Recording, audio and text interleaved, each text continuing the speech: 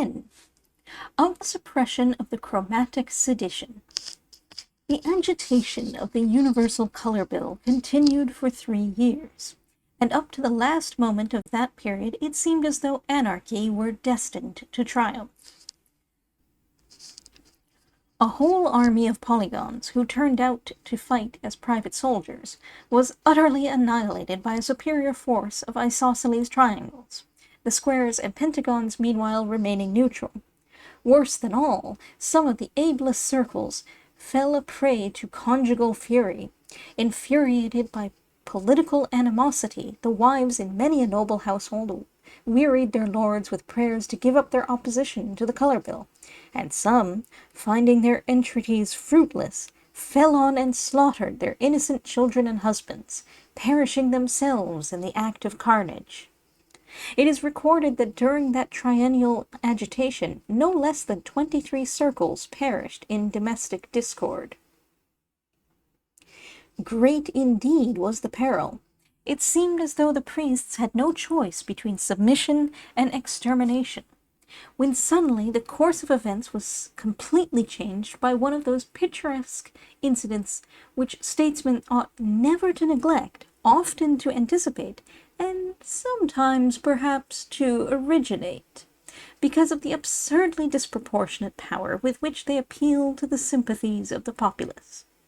It happened that an isosceles of a low type, with a brain little if at all above 4 degrees, accidentally dabbling in the colours of some tradesman whose shop he had plundered, painted himself or caused himself to be painted, for the story varies, with the 12 colours of a dodecahedron.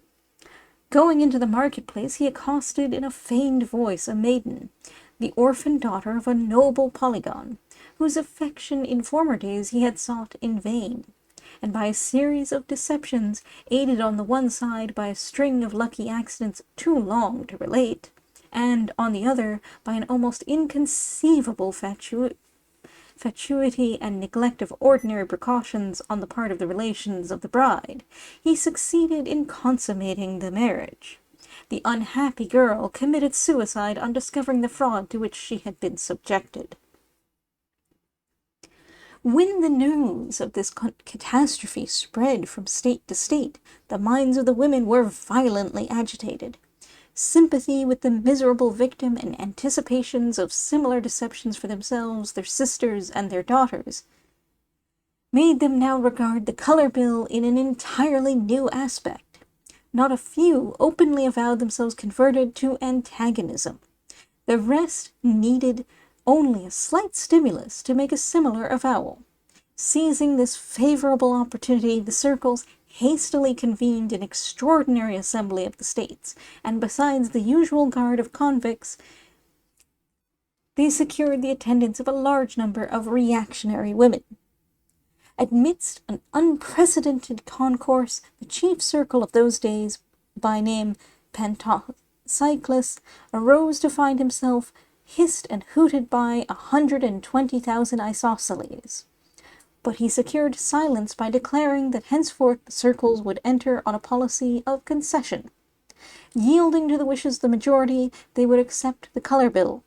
The uproar being at once converted to applause, he invited Chromatistes, the leader of the sedition, into the center of the hall to receive in the name of his followers the submission of the hierarchy. Then followed a speech, a masterpiece of rhetoric, which occupied nearly a day in the delivery, and to which no summary can do justice.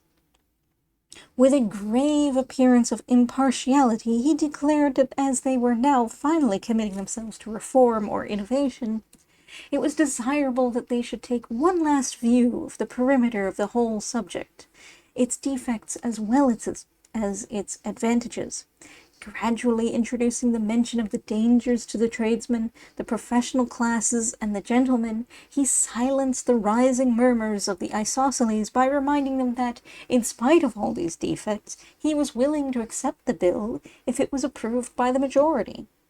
But it was manifest that all, except the isosceles, were moved by his words, and were either neutral or averse to the bill.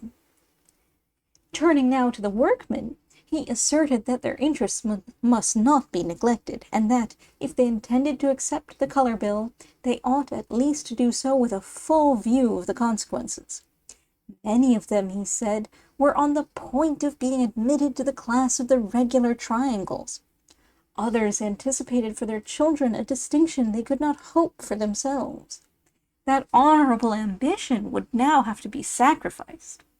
With the universal adoption of color, all distinctions would cease. Regularity would be confused with irregularity. Development would give place to retrogression. The workman would in a few generations be degraded to the level of the military, or even the convict class.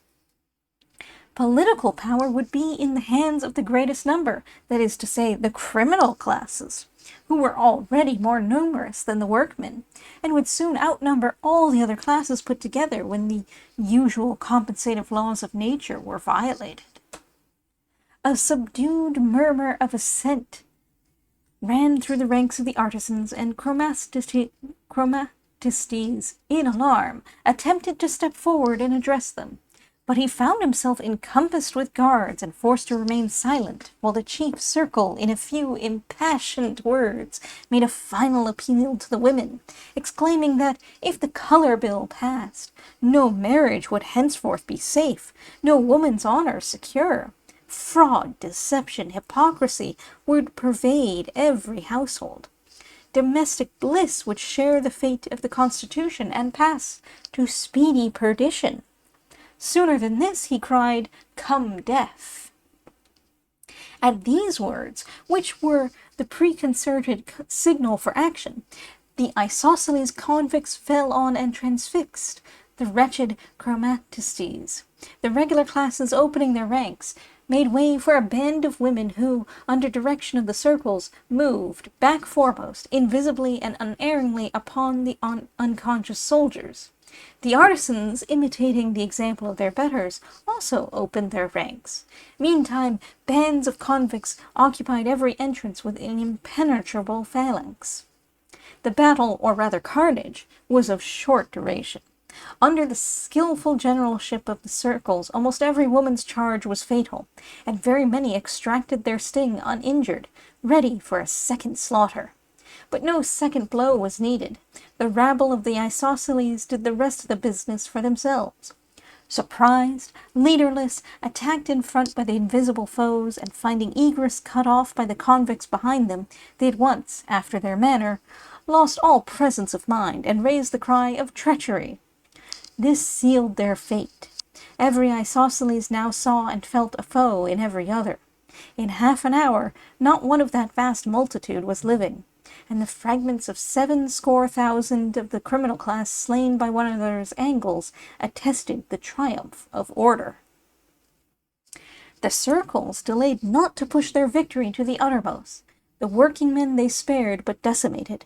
The militia of the equilaterals were at once called out, and every triangle suspected of irregularity on reasonable grounds was destroyed by court-martial, without the formality of exact measurement by the social board.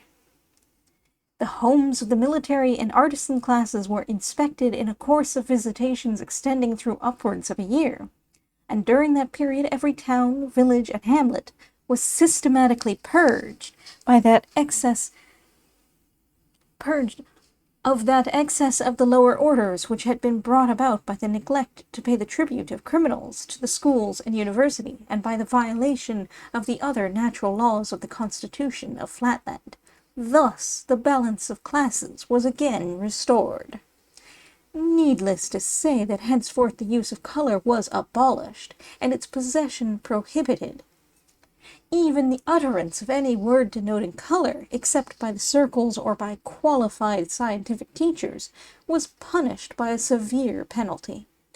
Only at our university, in some of the very highest and most esoteric classes, which I myself have never been privileged to attend, it is understood that the sparing use of color is still sanctioned for the purpose of illustrating some of the deeper problems of mathematics. But of this I can only speak from hearsay. Elsewhere in Flatland, color is now non-existent.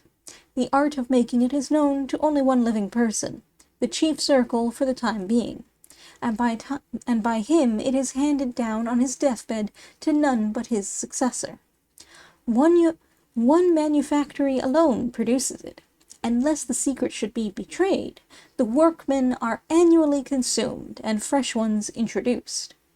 So great is the terror with which even now our aristocracy looks back to the far distant days of the agitation for the universal color bill.